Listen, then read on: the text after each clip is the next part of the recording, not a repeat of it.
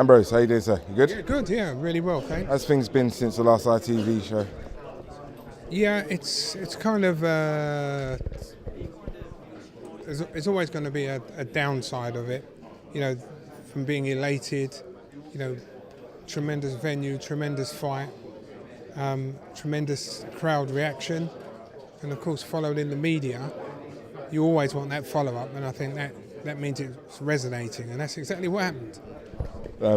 Senior was very emotional after that fight, obviously. Have you ever seen him so emotional? I don't think I have actually, and he really got the impression that everything culminated on that night. Like the future was bright as a result of what happened there, but it wasn't just what happened there; it was the culmination of all things. Yeah, I mean, you know, Senior is a typical old West Indian mind. You know, that fatherly, control every aspect, etc.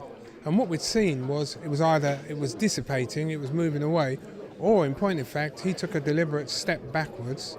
Son, you're on your own. You remember that? I think it was a final press conference because he hadn't come to any of the others.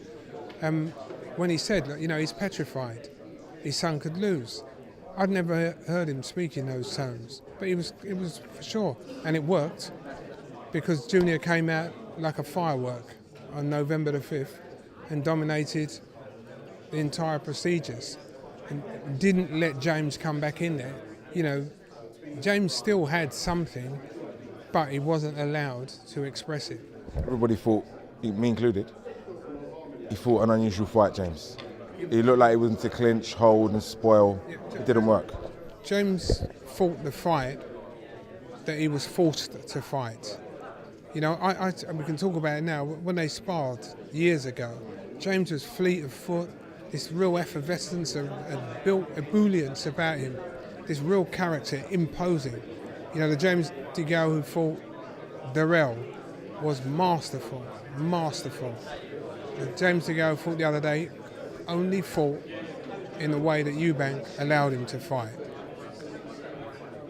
That, and I say that from 2 feet away from the ring canvas, but that's what it was. Let's move things forward then. Jarrell Miller, latest news, failed the drugs test, seems to be becoming more and more common in boxing at the moment, or have people really got wise with the testing, VADA doing their job? What's your take on it? You know, we don't really have long enough for me to debate this whole drug thing. Anyone that knows me growing up and everything knows, I have never taken a drug in my life. I took Vicks. My mum told me put it up my nose, put it in my ears, put it everywhere. In fact, everywhere except for on my arse. And the next day, as far as I know, I was always better. And when you consider I've got 10 brothers and sisters, it worked for all of us. So when people go for remedies, something that's going to make you go faster, something that's going to make you jump higher, be more assertive, more attentive, you know, first of all, you need a coach to convince you to do that type of thing. But when you know that the VADA are going to be on your case, WADA and whatever other name configurations we have, surely to goodness you back off. I mean, this is the sinister part of me. You back off. In this instance, it's almost, this guy was getting $6.2 million. Now he's not getting a shilling. He would have spent all the money on training camp, etc. He's ostracised. And if Kid Galahad and others or anything to Dillian White, anything to go by, you're going to get a ban. You're going to get a serious ban.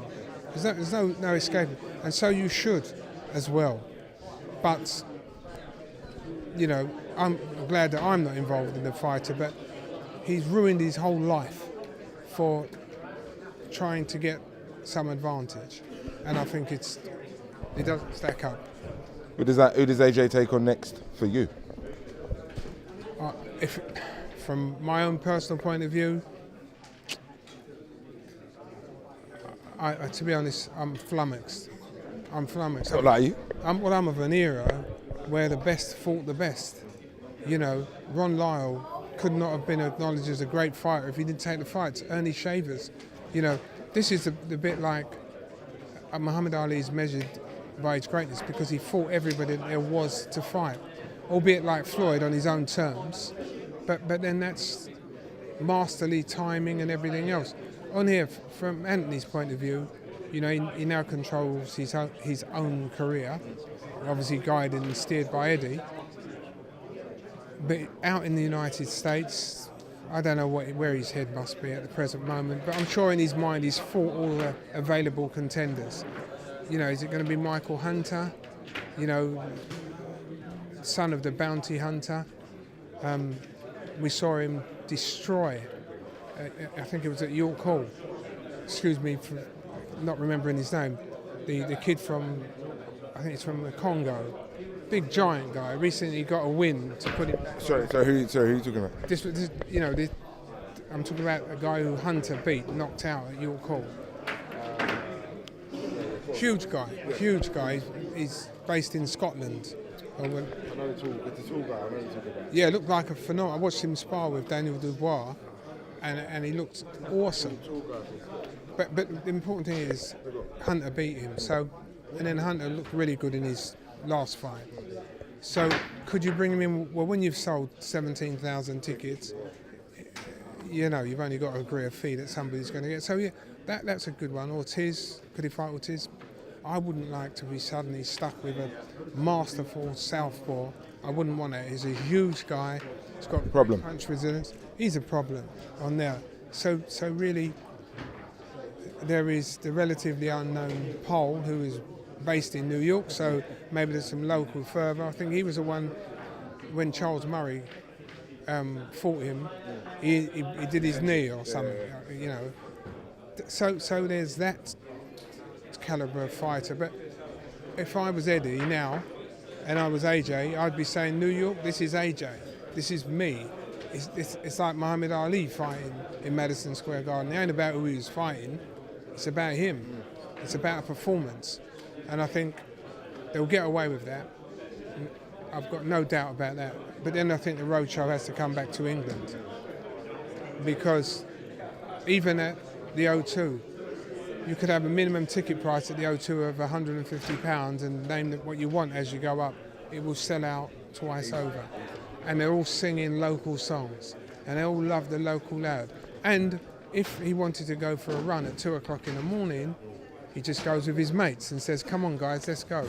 And you can trust it. Not as it is at the present moment where you're in a foreign country. I've been there. Remember, I'm not making this up. You're in it. It takes a lot to acclimatise. And then put on a sterling performance. You know, Anthony Joshua may not fight more than 6 times in the rest of his career. This is a reality. You know, he's already up there. He may not fight. And remember, the guy who's going to beat Anthony, as Anthony knows, is out there at the moment. You know, I don't know how old he is, but he's not in diapers or anything else. It's because there's always someone to beat. My dad told me he never believed anyone would beat Joe Louis. I told my kids I never believed that anyone would beat Muhammad Ali. And my kids are now telling their kids they never thought anyone would beat Mike Tyson. You all get beat. Thanks for your time, as usual. I've got a couple of more questions, but we'll save it for another time. And I want to go more in depth on the whole doping in boxing, not sport. Yeah, but with you, I'd like to get your views, because obviously we ain't got time to go now, but I'd love to go in more detail. Okay. Sweet. Yeah. Thank you.